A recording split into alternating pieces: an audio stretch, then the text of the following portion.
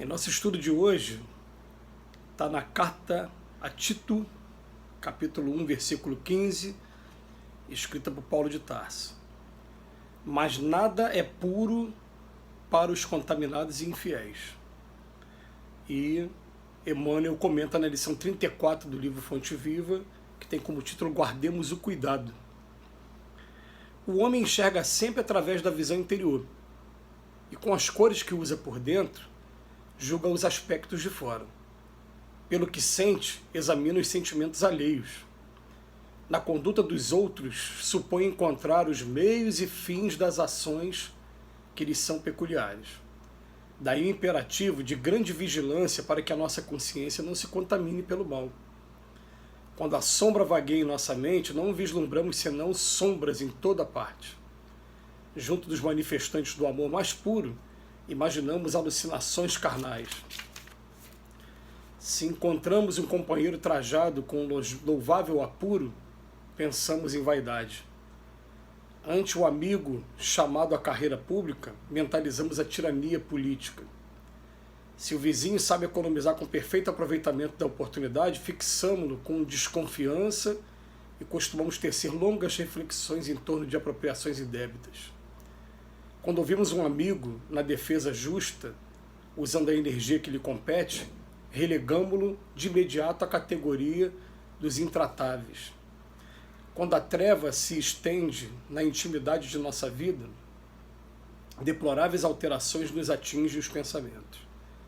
Virtudes nessas circunstâncias jamais são vistas. Os males, contudo, sobram sempre.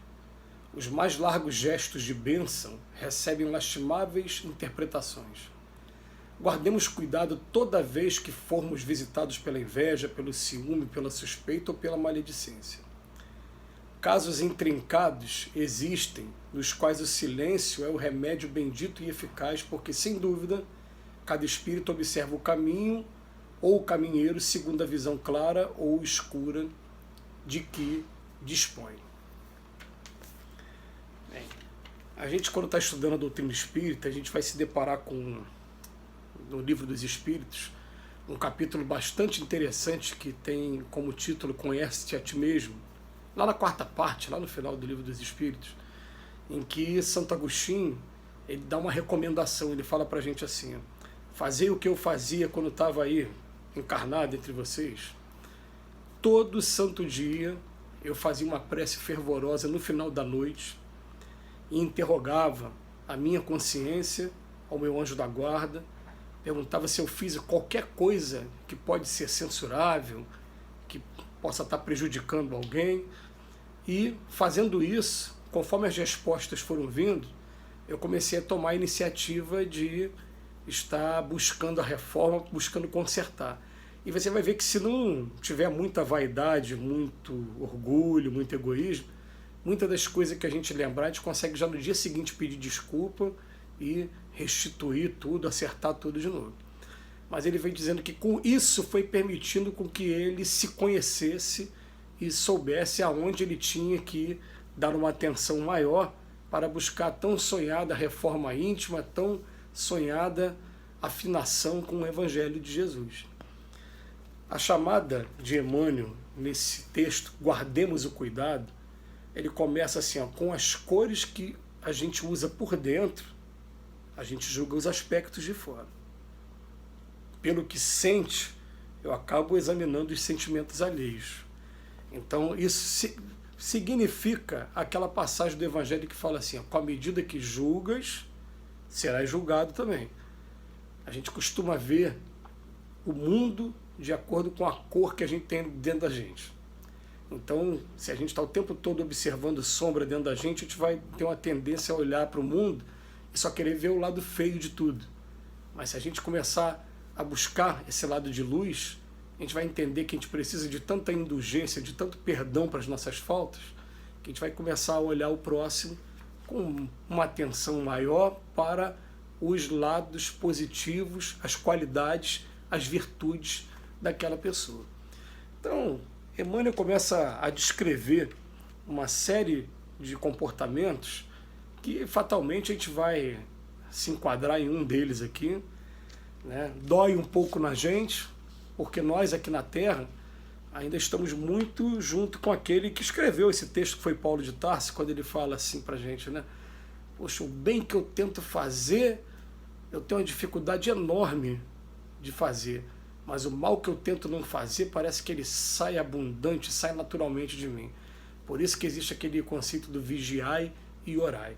E é interessante, gente, né, já que vocês vão ter o texto aí para ler à vontade, meditar sobre o texto, essa passagem que eu comentei do Santo Agostinho, quando a gente começa realmente a disciplinar o costume de fazer prece quando acorda e quando dorme, e na hora de dormir faz uma prece um pouco mais estendida, uma prece que a gente interroga a nossa consciência, por favor, me ajude, eu cometi alguma coisa errada no dia de hoje, e começa a fazer aquela passagem desde o momento que acordou até aquele momento que a gente já está aí com roupa de dormir.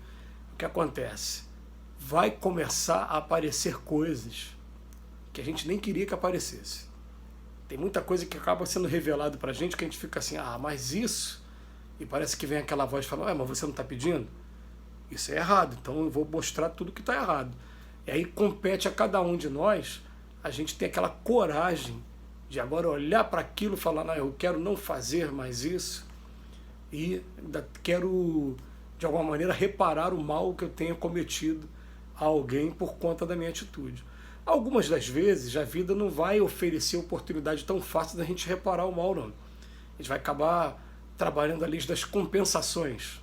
Já que eu não posso, não vou ter mais contato com aquela pessoa nesse momento, eu vou fazer o seguinte, eu vou tentar fazer o contrário do que eu fiz com ela, com uma outra pessoa, ao invés de prejudicar, vou tentar ajudar, e vou tentar agora policiar o meu comportamento para que eu não faça mais isso daqui para frente. É porque é muito triste a gente depois ter a oportunidade de olhar para o nosso comportamento como se fosse um filme, como se a gente fosse uma terceira pessoa, e ficar lamentando algumas posturas, algumas atitudes que nós tivemos. Ele bota aqui, né, fala pra gente, ó, o imperativo de vigilância, que é quando a sombra vagueia em nossa mente, não vislumbramos senão sombras. Poxa, quando tem a manifestação de amor mais puro, a gente imagina alucinações carnais. A gente começa a ter um interesse físico naquela pessoa, né? Interesse carnal mesmo naquela pessoa, voltado para a sensualidade, né? Ou até às vezes até voltado mesmo para tentativa de um relacionamento, mas é um relacionamento que não cabe num determinado momento. Aí se encontramos um companheiro trajado de louvável apuro, pensando que ele tem vaidade, olha só, julgando a pessoa. Se um amigo chamado à carreira pública, a gente quer chamar ele de tirano político. Se o vizinho sabe economizar, a gente vai dizer que ele está começando com as apropriações indébitas, né? E ele vem trazendo alguns exemplos aqui que nem vale a pena a gente ficar lendo, porque são exemplos que são negativos, mas são exemplos que a gente fatalmente a gente vai encontrar na gente aquele dia que a gente acorda mal, sintonizando o lado negativo da vida. O que acontece? A natureza conspira de acordo com o nosso pensamento. Então, se eu estou pensando em coisas negras, eu vou atrair coisas negras para o meu lado.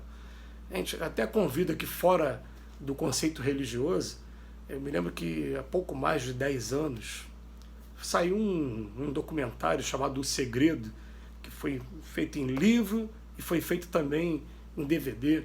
E o objetivo desse documentário, que foi feito por vários físicos quânticos, vários grandes nomes da ciência naquela época, era mostrar isso, falar, o universo conspira de acordo com o meu pensamento. Se eu estou desejando muito aquilo, pensando muito aquilo, aquela coisa vai se apresentar para mim. Então, se a pessoa começa o tempo todo a só querer ver o lado feio da vida das pessoas, esquece muitas das vezes que todos que estamos aqui na Terra, nós temos lado sombra e lado luz. Uns um pouco mais sombra, outros um pouco mais luz, mas ninguém totalmente luz, ninguém totalmente sombra. A gente não está proibido de olhar a sombra, não, porque a gente precisa participar do processo educativo e do progresso da coletividade como um todo, né?